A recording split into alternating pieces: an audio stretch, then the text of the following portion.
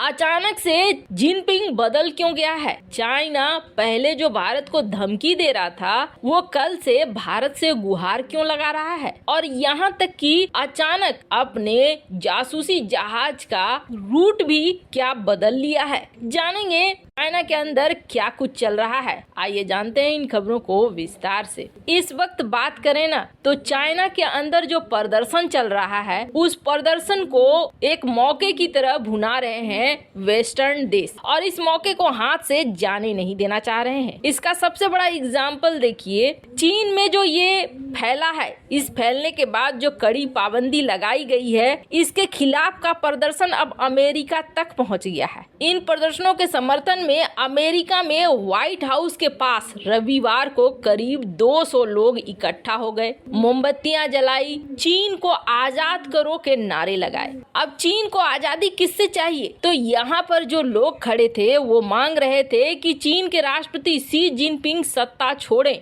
उनकी सरकार सत्ता छोड़े, तानाशाही छोड़े। कुछ लोग हाथ में कोरे कागज लिए नजर आए। कई जगह पर चीन को आजाद करो के नारे लगने लगे हैं। चीन के उरुमची शहर में 25 नवंबर को आग की लपेट में आने से 10 लोग ऊपर पहुंच गए और उसके बाद से ये प्रदर्शन बवाल का रूप लेने लगा। और इसी प्रदर्शन में उइगर मुसलमान भी अब जुड़ते जा रहे हैं। अमेरिका ने तो खुले तौर पर कह दिया कि हम इस प्रदर्शन का समर्थन कर रहे हैं। तो वहीं जापान के अंदर भी एक बड़ा बदलाव देखने को मिला। ये जो कार्टून देख रहे हैं ना, ये कार्टून हमेशा से विवादास्पद रहे हैं चाइना के जिनपिंग के लिए और जिनपिंग बिल्कुल भी पसंद नहीं करते हैं इस कार्टून को। 2014 में कुछ ऐसा ही हुआ था जिसके बाद चीन के अंदर इन कार्टून्स पर बैन है। दरअसल 2014 में शी जिनपिंग और जापान के प्रधानमंत्री शिंजो आबे मिले थे और उनकी मुलाकात की तस्वीर को बदल दिया गया था। इस कार्टून को शी को पूह के रूप में, बियर के रूप में दिखाया गया था। मामला बढ़ने लगा,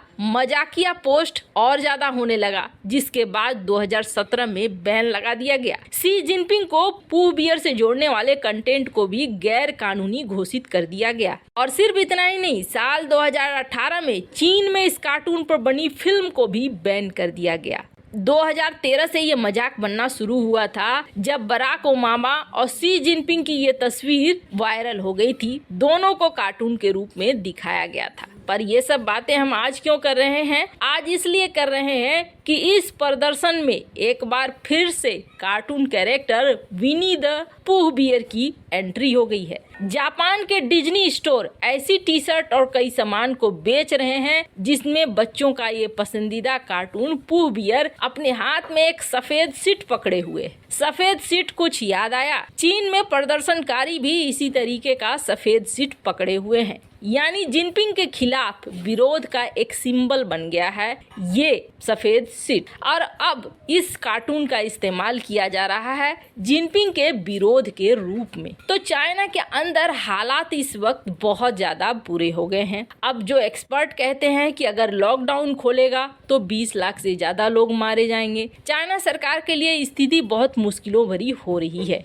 कुछ शहरों में कुछ जगहों पे इन्होंने ढील दी, लेकिन इसका मतलब ये नहीं है कि इन्होंने लॉकडाउन की पॉलिसी को हटा दिया है। कई जगह पर अभी भी सख्ती करते हुए चाइना की सरकार दिखाई दे रही है। पर इन सब के बीच में भारत और अमेरिका ने युद्धाभ्यास किया था और ये युद्धाभ्यास चीन से मात्र 100 किलोमीटर दूरी पर किया गया था। इस युद्धाभ्यास के बाद चाइना बौखला गया था और चाइना ने कहा था भारत ने एग्रीमेंट्स तोड़े जो 1993 में किया, जो 1999 में किया। उस एग्रीमेंट को भारत ने तोड़कर अच्छा नहीं किया। जवाब में भारत ने भी बहुत कड़े रूप से ये कहा था कि किस 1993 1999 की एग्रीमेंट की आप बात कर रहे हो, हमने कोई एग्रीमेंट तोड़ा नहीं है। और सबसे पहले अपनी गिरेबान में झांको कि तुम कौन कौन से एग्रीमेंट मानते हो और कौन कौन से नहीं मानते हो। चाइना के ऊपर इस तरह का आरोप लगता रहा है कि चाइना एग्रीमेंट तोड़ता रहा है और इसके कई सबूत भी हैं। कई बार चाइना खुद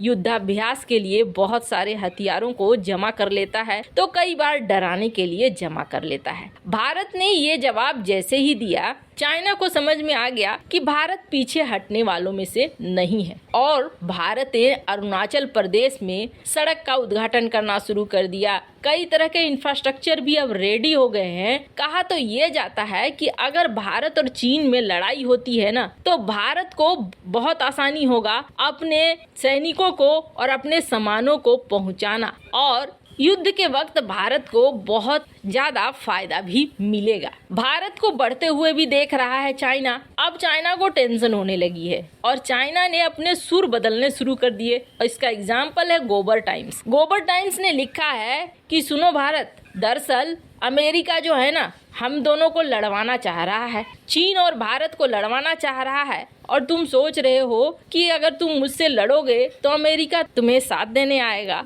तो ऐसा होगा नहीं। तुम एक गलतफहमी में हो कि अमेरिका तुम्हारा साथ देगा। अमेरिका युद्ध करवा कर पीछे घसक जाएगा। युद्ध में हम दोनों देशों की बर्बादी हो जाएगी। अगर हम मिलकर आगे बढ़े तो ज्यादा अच्छा रहेगा, बजाय इसके कि हम आपस में लड़ते रहें। पहली बार ग्लोबल टाइम्स, वैसे आपको बता दें, ग्लोबल टाइम्स एक सरकारी मीडिया आउटलेट है और ये वही छापता है, वही कहता है जो चीन की सरकार कहती है छापने के लिए। चाइना की सरकार बोल रही है या ग्लोबल टाइम्स बोल रहा है, दोनों बात बराबर है। एक इंच एक वर्ड आगे पीछे नहीं होता है। ग्लोबल टाइम्स ने जैसे ही उसके बाद से कई बड़े बदलाव देखने को मिल रहे हैं, जैसे कि भारत हाल ही में परीक्षण करने वाला है। 15-16 दिसंबर की डेट भी तय हो गई है कि भारत अपने सबसे ज्यादा एडवांस के सीरीज की या अग्नि सीरीज की मिसाइल का परीक्षण करेगा। और जैसे ही ये खबर आई, वैसे ही चाइना ने अपने स्पाई शिप युआनवैंग 5 को लगा दिया कि चलो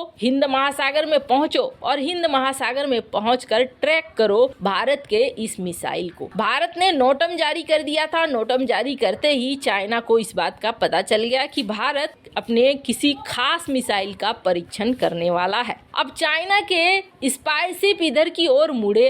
वैसे आपको बता दें, इसी समय भारत ने वियतनाम में अपनी युद्धपोतों को भी भेजा है। पर असर देखिए, कहा यह जा रहा है कि युआनवैंग 5 ने अब अपना रास्ता बदल लिया है और युआनवैंग 5 अब वापस आ रहा है चाइना, यानी भारत के हिंद महासागर क्षेत्र में ये नहीं रहेगा। जो सैटेलाइट की जो नेविगेशन सिस्टम है वो तो यही कह रही है कि इसने अपना रूट बदल लिया है, पर अभी भी चाइना के बारे में कुछ भी कहना बहुत बड़ी जल्दबाजी होगी। ये एक नंबर के धूर्त और धोखेबाज हैं। ये जरूर कोशिश करेंगे कि भारत की सबसे एडवांस मिसाइल को ये ट्रैक करे, उसके बारे में जानकारी हासिल करे। इसका कि ये शिप शायद अब पीछे की तरफ जा रही है, वापस जा रही है। वैसे इन सब मामले में आपकी क्या राय है, कमेंट कर जरूर बताएं।